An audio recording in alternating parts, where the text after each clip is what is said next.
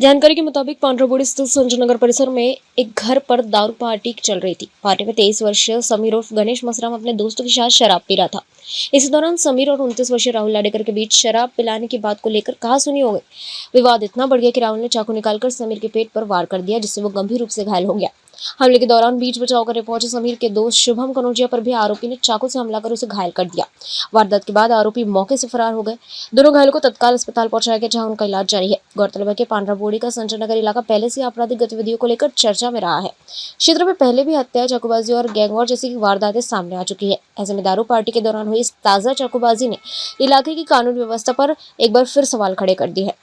सूचना मिलते ही अंबाझरी पुलिस मौके पर पहुंची और जांच के बाद राहुल लाडेकर, प्रशिक भोवते और संदेश उर्फ मोना मसूरकर के खिलाफ हत्या के प्रयास से विभिन्न धाराओं में मामला दर्ज किया गया।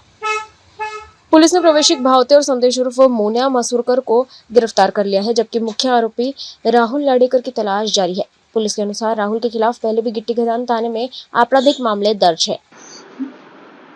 समीर गणेश मसराम वय 23 वर्ष, राहणार संजय नगर पांड्राबोड़ी यास व त्याचा सोबत शुभम राजू कनौजिया वय 30 वर्ष, राहणार पांड्राबोड़ी या दोघांना इसम नामे राहुल लाडेकर, प्रसिद्ध भोवते व संदेश मासुरकर यांनी चाकूने हल्ला करून जखमी केले होते। सदर घटनेमध्ये प्रसिद्ध भोवते व संदेश मासुरकर ह्या दोघांना आम्ही अटक केलेले आहे। त्यांचा आज PCR घेण्यात येत आहे आणि राहुल लाडेकर नावाचा आरोपी आहे, त्याचा शोध सुरू आहे। आम्हाला मिळालेल्या माहितीप्रमाणे आरोपी व जखमी हे एकमेकांच्या ओळखीचे आहेत। घटनेपूर्वी ते जखमी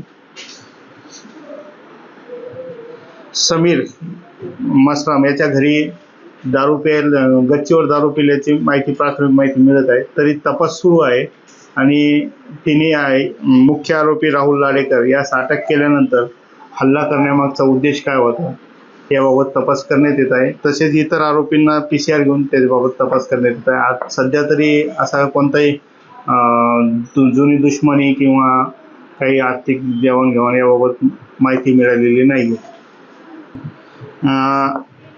हे अटक केलेले दोन्ही आरोपी सध्या जे त्यांची गुन्हेगारी पार्श्वभूमीचा रेकॉर्ड पाहण्यात येत आहे। अद्याप त्यांचं समोर आलेलं नाही, परंतु जो फरार असलेला राहुल लाडेकर नावाचा आरोपी आहे त्याच्यावर पूर्वीचे गुन्हे आहेत आणि तो गिट्टी खदान यातला रेकॉर्डवरील आरोपी आहे। गिट्टी खदान पोलीस स्टेशनचे 3-4 गुन्हे आहेत त्याच्यावर, 307 वगैरे।